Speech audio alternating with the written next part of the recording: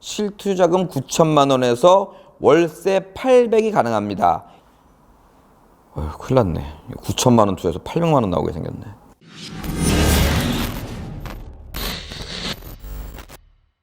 자, 안녕하세요. 경매대마왕입니다. 오늘도 우리 회원분께서 임장을 다녀오시면서 영상을 찍어 주셨어요. 이것도 좀 사연이 너무 멋있어서 제가 이걸 선정했는데요. 한번 사연을 읽어보도록 하겠습니다. 자, 안녕하세요. 일산 140기 회원 김입니다. 상가를 입찰하기 전에 문의드립니다. 제가 이번에 임장을 다녀온 물건은 파주 동패동에 있는 상가 건물입니다. 상가 주변으로 아파트가 밀집해 있는 주거지역입니다. 현재 상가는 38평 정도 되는 상가입니다. 현재 국어학원으로 운영 중인데 이사를 갔다고 합니다. 기존에 있던 월세는 90만 원이었고 주변 부동산을 조사해 본 결과 상권 메인의 4층 35평 정도 되는 상가 자리가 2천에 100 정도 된다고 합니다. 90만 원에 썼고 요 인근에 좀 비슷한 게 100 정도 한다는데 10만 원 정도 비싸다고 조사가 됐네요. 옆에는 파주 운정 신도시가 들어오고 나름 메인 상권인 것 같아 입찰하려고 합니다. 상권 조사 결과 주변에 학원이 굉장히 많아서 여러 가지 조사를 해본 결과 공부방으로 운영해 보려고 합니다. 이거 잠깐 파주 운정 신도시가 들어오고 있대요. 그것도 좋은 건지 나쁜 건지 한번 말씀드려 볼게요. 자, 여기서 이제 수익률 분석을 하셨는데 이거 굉장히 획기적이라 제가 한번 자세히 한번 들어보세요. 대출을 80%를 받을 수 있다면 1억 7천만 원을 받고 한 2억 3천 정도 되는 상가인 것 같아요. 0.4% 이자를 치면 이거 잘못됐네요. 4%겠죠? 0.4%가 아니라 대출이자 4%를 치면 월 이자 57만 원, 남은 금액 6천만 원. 남은 금액이라는 건 자기가 들어가는 현찰 금액을 얘기하는 것 같아요. 여기까지 정리해 볼게요. 한 2억 3천 되는 상가에 80% 대출을 받으면 1억 7천의 대출금이 나오고 월 이자는 57만 원이다. 내가 들어가는 돈은 6천만 원밖에 안 된다. 이런 얘기고, 조사 결과 40평에 0.5평 스터디룸을 40개를 넣어서 한 룸당 월 20만 원의 가격이 가능하다면 대략적 남은 금액은 6천만 원, 스터디룸 시설비 3천만 원, 실투자금 9천만 원에서 월세 800이 가능합니다. 큰일 났네. 9천만 원 투자해서 800만 원 나오게 생겼네. 자, 그러면 이자 57만 원을 제외하면, 그리고 뭐 관리비나 뭐 전기세, 커피, 다과 등을 포함해서 50만 원을 더 포함하면 110만 원으로 가정하면 800만 원에서 110만 원 빼면 690만 원의 수익이 납니다. 수익률은 92%가 예상됩니다. 일단 제가 그려본 미래는 이러한데 부원장님 보시기에 어떠한지 문의를 드립니다. 감사합니다. 다시 한번 정리할게요. 거기에다가 스터디룸을 넣겠대. 40개를 넣고 40개에 한 개당 20만 원의 가격을 측정해서 이사 800만 원에, 이거 월세가 아니죠. 월세라기보다는 수익금이라고 할게요. 그렇게 보여지는 거고, 낙찰 금액에서 현찰 6천 투자됐고 시설비 3천만 원을 더 들어가니까 9천만 원 들어가서 800이 나오는데, 그 중에 이자 57만 원하고 관리비 50만 원을 해서 110만 원을 빼니까 690만 원이 나온다는 거지. 9천만 원 투자해서 690만 원.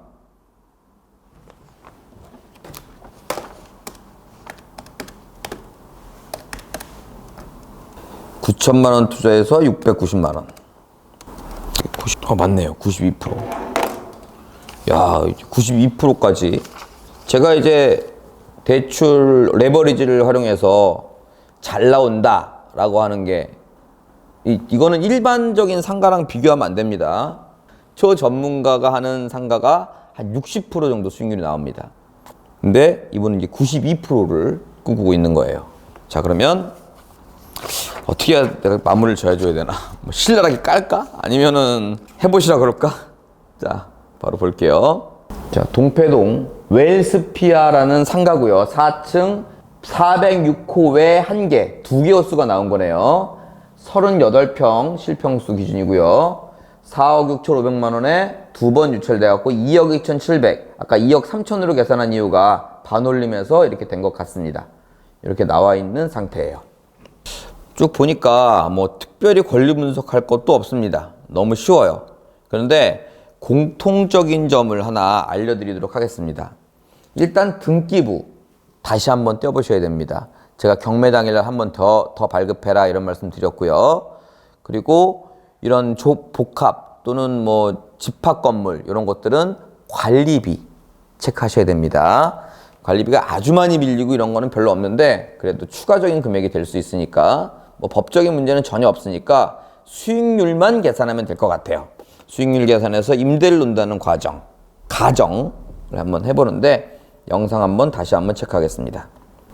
자, 여기는 4층으로 이미 올라오신 것 같아요.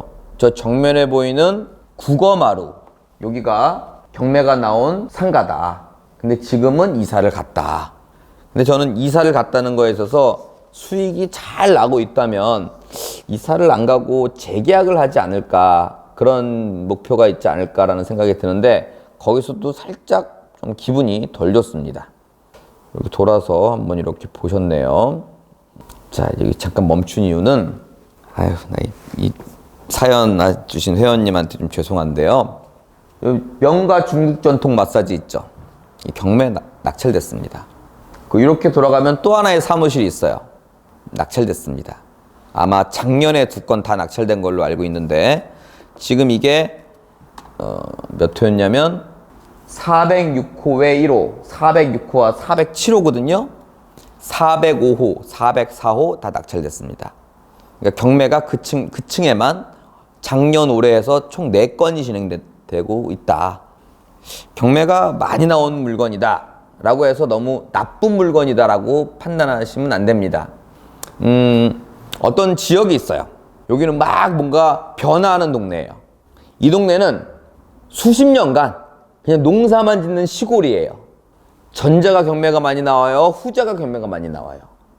어떤 것 같으세요? 그러면 전자에서 돈 버는 사람이 많아요? 후자에서 돈 버는 사람이 많아요? 이건 맞출 수 있죠. 막 변화하는 동네라잖아. 그럼 여기에서 돈 버는 사람이 많겠죠. 여긴 끊임없이 그냥 농사만 짓는 동네니까 변화함이 없으니까 돈 버는 사람은 없을 거예요. 하지만 그런 변화하는 동네가 오히려 경매는 훨씬 더 많이 나옵니다. 왜? 거기서 개인이나 어떤 사업자도 변화를 꿈꾸다 보면 좀 무리할 수가 있다 보니까 여기가 나오는 거지, 수십 년간 수백 년간 농사만 짓는 동네는 경매 안 나옵니다. 자, 그런 의미로 제가 좀 긍정적으로 말씀드린 거예요. 하여튼 경매가 낙찰이 되었다. 자, 영상을 좀 더 볼까요? 아마 임장 가신 분은 이게 경매가 낙찰됐는지는 모르셨을 거야. 이사 갔으니까 뭐 문은 잠겨 있겠죠. 다시 1층으로 내려오신 모양이에요. 맞네요, 1층. 1층에 왔으면 꼭 가야 되는 데가 있죠. 여기 부동산, 여기 가셔야죠. 일로 가시려고 가시는 것 같아, 내가 보기에는.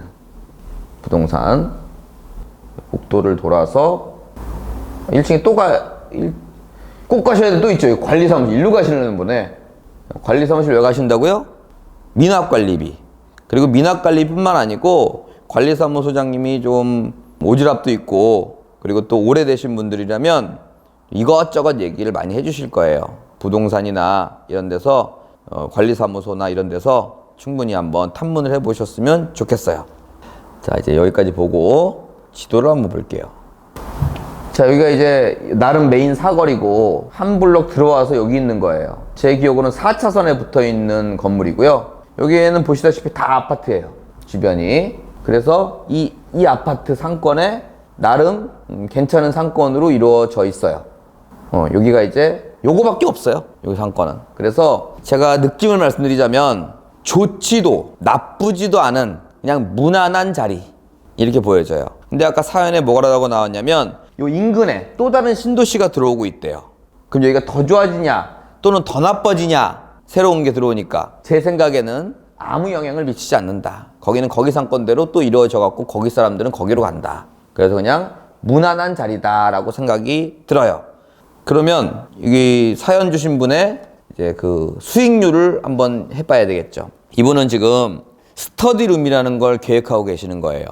자, 여러분들 주의하셔야 됩니다. 여러분들 스터디룸이 뭔지 알아요? 뭐 자제분들 키우시고 공부에 관심 있는 분들은 아실 텐데, 모르시는 분을 위해서 제가 이렇게 표현해 볼게요. 고시원. 고시원 어때요? 고시원 방 딱 쪼개갖고 다 월세처럼 주고 있지 않습니까? 그런데 고시생들이라고 할게요. 요즘 고시원들이 꼭 고시생이 있는 건 아니지만 여러분들한테 관리비 안 주죠.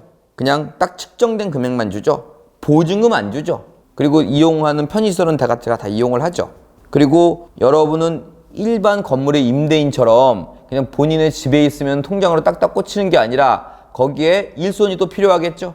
그래서 부동산 사업과 고시원 또는 스터디룸 사업은 아예 별개입니다. 아예 별개. 내가 2억 2천짜리 건물이 아니라 1억 2천짜리의 건물로 가셔갖고 이 사업을 해갖고 성공할 수 있다면 거기서 하면 더 큰 수익이 나는 거고, 무슨 얘기인지 아시겠죠? 같은 면적에 더 위로나 더 밑으로 가시면 더 싼 상가들이 있어요. 그러니까 이 부동산에 내 사업 아이템을 이렇게 넣으시는 게 굉장히 위험한 생각이라는 얘기입니다. 내 사업 아이템은 사업 아이템대로 따로 두고 이 부동산은 객관적인 가치를 판단하셔야 된다는 얘기예요. 저도 우리 회원님이 한 달에 800만 원 받아가면 얼마나 좋겠습니까? 하지만 이 상가가 객관적이지 못하다면 이 사업의 실패로서 이 상가까지 다 날아가 버릴 수가 있습니다. 내가 사업이 잘못되더라도 아유 내가 잘못 생각했네. 그리고 나와서 다른 사람한테 임대를 줘도 좋은 수익이 나와야겠죠. 자, 그래서 부동산을 판단하는 데는 별개로 보고 객관적으로 봐라 이겁니다. 자, 그래서 저는 이렇게 보고 싶네요. 인근 상가가 2천에 100이라 그랬습니다.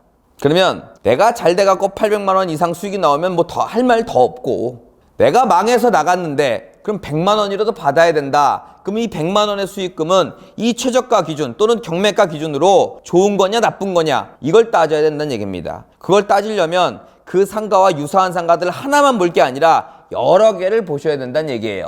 그리고 결론을 내셔야겠죠. 이건 무조건 2천에 100만 원에는 무조건 임대 놓을 수 있어 라고 한번 계산을 해볼게요. 자, 최저가가 얼마였죠? 2억 2,700만 원입니다. 그러면 아까 80% 대출 받으니까 현금은 6천 들어갔죠? 자, 6천만 원에 80% 대출을 받고 현찰은 6천만 원 들어갔다고 가정했을 때 월세가 100만 원이 나온다. 그러면은 연으로 따지면 1,200만 원이 나오는 거죠?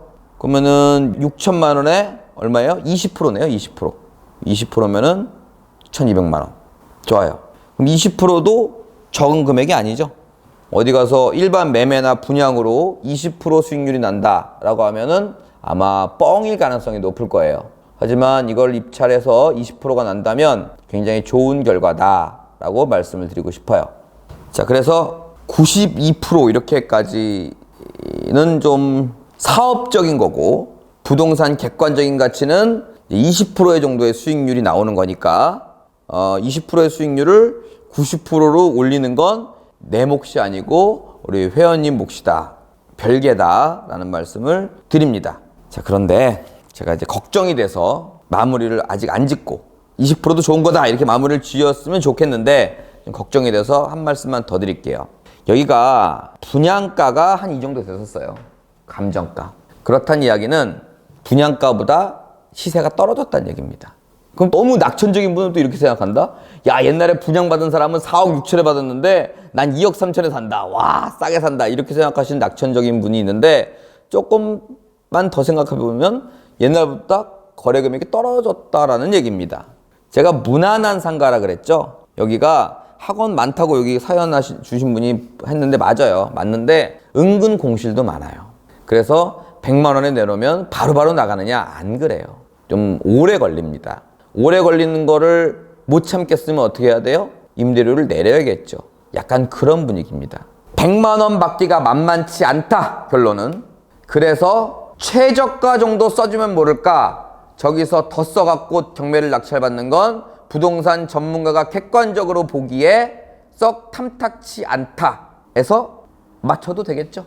아, 이런 거에 유치권이라도 있고 막 그러면 한 번 더 되고 유찰 더 되고 두 번도 더 되고 막 그러는데 아무것도 없어. 아무것도 없는 건 정말 좋은 게 아니다. 내가 이렇게 보고 이건 뭐 아무것도 없네요 이러고 했잖아요. 이런 게 좋은 게 아니에요. 그래서 지금 낙찰받아도 썩 탐탁치 않은 건데 그래도 놓치기 쉽지 않다라고 하면 임대료 쪽으로 또는 매매가 쪽으로 다시 한번 샅샅이 뒤져보셔갖고 제 말이 틀렸으면 좋겠네요. 100만 원은 무조건 나온다 이랬으면 좋겠어요. 근데 아닐 겁니다. 자, 그래서 지금 최저가 정도로 낙찰받는 게 맞으나 나보고 하라 그러면 난 안 한다. 이렇게 마치도록 하겠습니다. 이렇게 열정을 갖고 임장을 다니시면서 영상을 보내주신 분들한테 감사드리고요. 오늘 여기까지 하고 마치도록 하겠습니다. 수고하셨습니다.